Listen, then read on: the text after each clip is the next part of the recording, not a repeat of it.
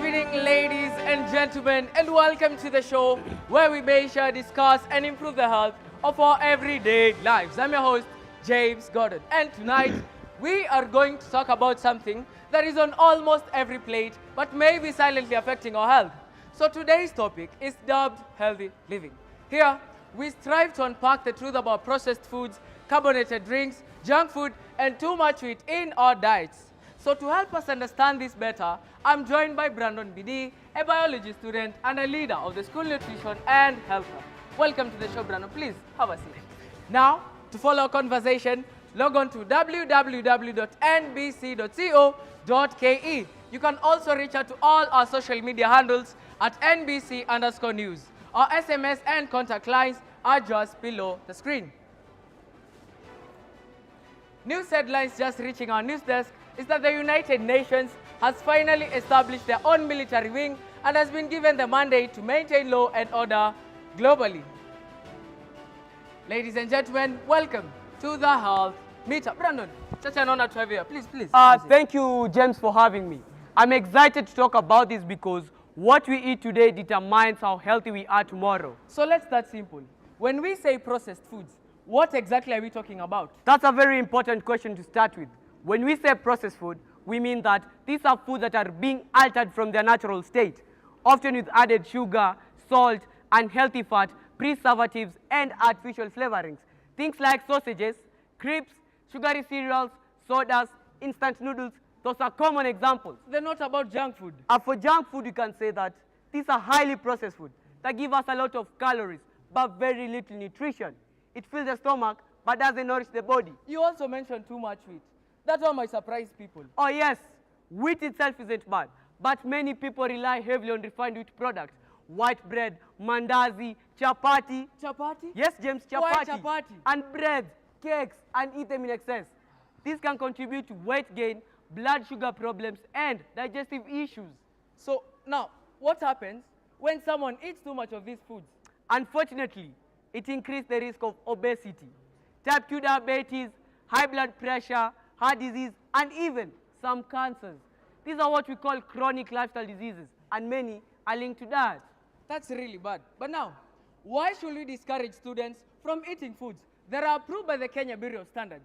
As in most cases, these foods even have the diamond mark of quality, and these companies are also licensed. So if the government allows it, how can it be that bad? You see here, James, the problem is not about the diamond mark of quality or the KEP stamp. The government did this to assure us that the food is safe to eat. It's not poisonous, contaminated, but one thing, safe does not always mean healthy in large amounts. No. So you're saying that the government is not saying eat this every day? Exactly, James. This food meets safety standards, but they can still be high in sugar, salt, and unhealthy fat. Eating them daily is different from eating them occasionally. But for many families, these foods are affordable and convenient. True. That's why we focus on balance, not fear. We are not banning foods. We're encouraging people to include more fruits, vegetables, whole grains, beans, and traditional foods while reducing how often they eat highly processed options. No, Brandon, what are you saying? So do you want us to eat these foods or leave them alone? But now, let's see what our viewers are saying online. Here's one from Masi Nakuru. Are you saying that you should never eat bread again? And remember, Brandon, according to the scriptures, it is written as the bread of life. So do you want to contradict God's word? Not really, James. Bread is fine, just not in every meal.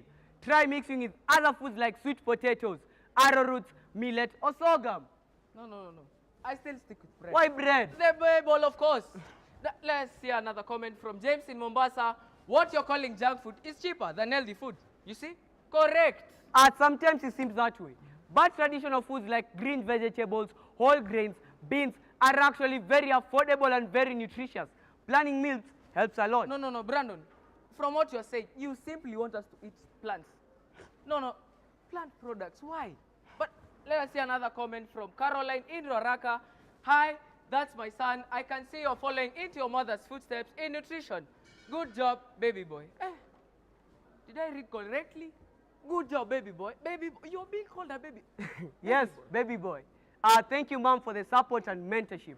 If I've achieved anything in nutrition, it really started with her, James. So, baby boy, let's clear it up for everyone watching. These foods are not poisonous, correct? Correct? They're not poisonous. The problem is how often and how much we eat them. So the real message here is moderation. Exactly. Moderation and balance. Enjoy them occasionally, but don't let them replace real nourishing food. I like that. Not fear, not guilt, just smarter choices. Tonight, ladies and gentlemen, on the Health Meter, we've learned that processed and junk food may be convenient and approved for safety, but too much of them can increase the risk of chronic illnesses. The key is balance, variety, and moderation. Thank you, Brandon, for joining us and sharing your knowledge. Thank you, James, for hosting me one more. And remember, your health is your responsibility. And thank you to our viewers for your comments and questions. Join us next week for another episode of the Health Meter, where we keep your health in check. Mashallah. Asante sana wana Ngenia. Asanteni wanafunzi wa Ngenia High School. Health Meter indeed. Ebusia mnatupa